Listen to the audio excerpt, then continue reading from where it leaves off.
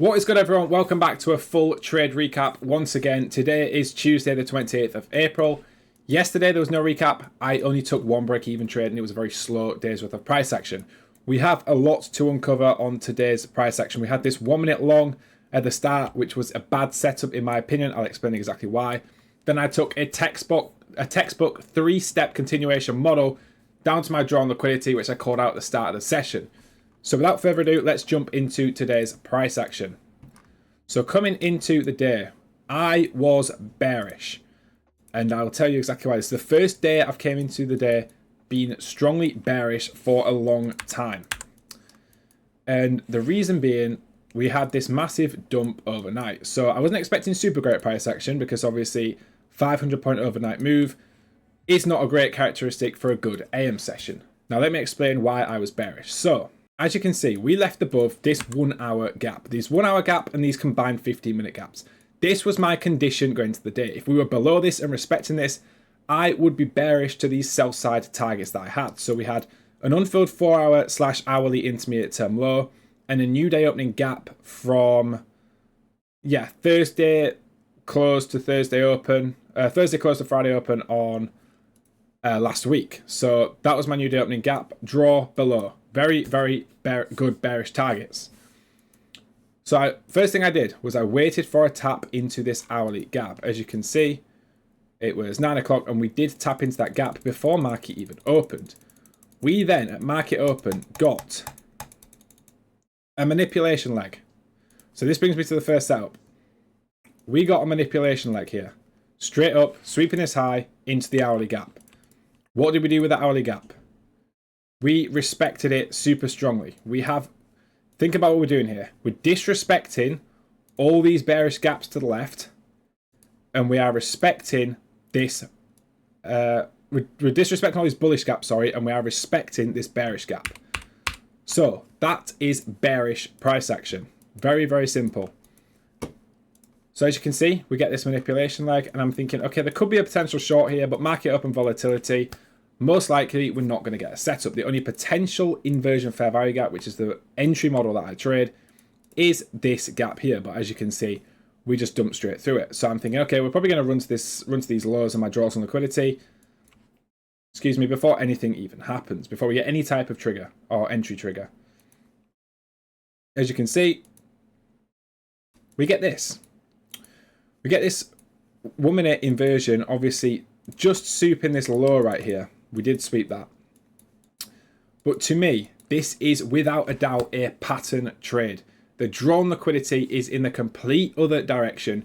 We are currently, as we speak, bouncing out of this 15-minute and hourly fair value gap with our high time frame targets being below. I had no good buy side draws coming into today's session. All we've done overnight was just dump. We have no draws above. So I was so bearish. So I called this out on live stream. This is just a pattern trade. If it's a 50-50 trade, we're trading an 80% win rate, not a 50%.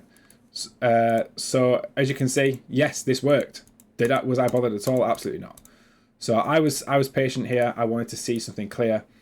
So I went to the 5-minute time frame. Again, this gap to the left was my condition. If we respected this, I would remain bearish. If we inversed it, I'd think about continuation longs. And if we didn't inverse it, I was not going to be looking for longs. So here we put in this 5-minute gap. And I didn't think much of this because at the moment I was kind of expecting this to get inverse because we were coming up with quite a lot of momentum at this point. But as you can see, we get this death candle. So we get this death candle 5-minute inversion. So this was my first trade I took today. I took 2 trades, a break even and a win. This was the first trade that I took. So I entered on the candle close. Very good risk to reward candle close as well. And I had a hard stop at the high of the body there. And I was looking for around a 1-to-1, and then I would have left runners down to my lower draws. So this was the trade. And as you can see, no break-even point really on the 5-minute, and I'm not going to let my trade go 2.8 hour into profit without moving to break-even. So I moved my break-even to here. And I actually did scale here. Sorry, I said this was a break-even. So I did scale here slightly. So this was a very, very small win to the point where I might even call it, might even class as a break-even trade.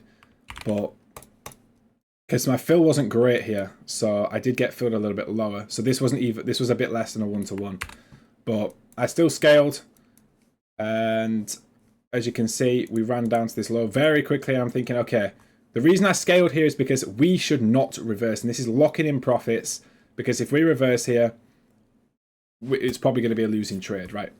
If we even stall at this point, we're definitely going to come back to the break even. As you can see, that's exactly what happened, and eventually it would have gone up and hit my stop loss. So the break even saved me. It was worth scaling, and that was a decent scale / break even trade. Like I said, I really did not scale much on that trade. I scaled one contract, so per account you are looking at around $80 per account, because I was only in this trade with 2 contracts.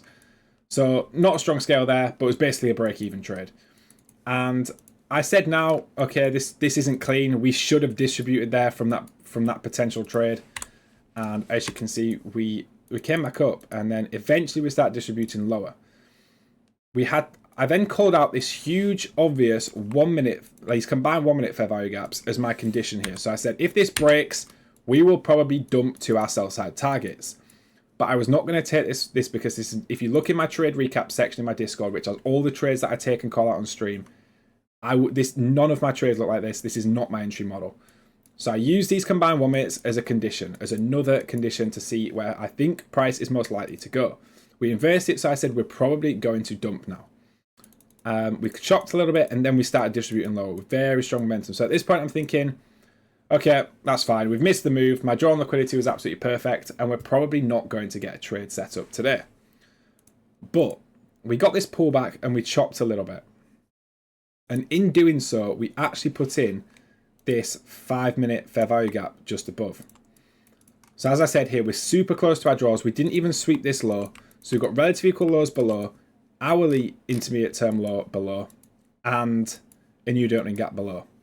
So very, very open to short positions here. If you haven't seen it already, I have a 3-step continuation model video on my YouTube, which you can check out. This is all this trade is. Having a strong draw, which is the first step. The second step is looking for a 5 or 15 minutes to deliver from, and then we target the draw with an inversion fair value gap. As you can see here, we tap out this 5 minute. Perfect delivery out this 5 minutes. It's exactly the characteristic of a continuation model trade. We stall a little bit here, and I think, yeah, we get 2 strong momentum death candles there, inversing the 1 minute fair value gap and also the more obvious 30-second gap. So I simply entered on this candle close. Stop loss, I had a hard stop at the high of this order block. So if you guys can see here how this bearish candle basically engulfed these 2 bullish bodies, and I had a hard stop at the top of the order block, as I know that price should not go back above that area. And I simply moved my stop loss to break even when we hit this external low in the range we are currently in. So this was my break even point. And then I took full take profit when price hit this hourly intermediate term low. So I was all out there, full TP there. And then as you can see, we didn't actually go down to the new opening gap yet. So that saved me. My 1-to-1 risk to reward model did save me there. It was a super strong draw. I did not need to be greedy there and try to hold for the new opening gap. What I did actually do there is, as price went through this, we spiked through this, I did trail my stop to around here, just in case we wanted to flush lower still. And then as you can see, I got wicked straight back out, which sometimes can give you a lot more profit if price does continue to distribute. But in this case, it's fine. Just took a 1-to-1, a 1-to-1.2 risk to reward.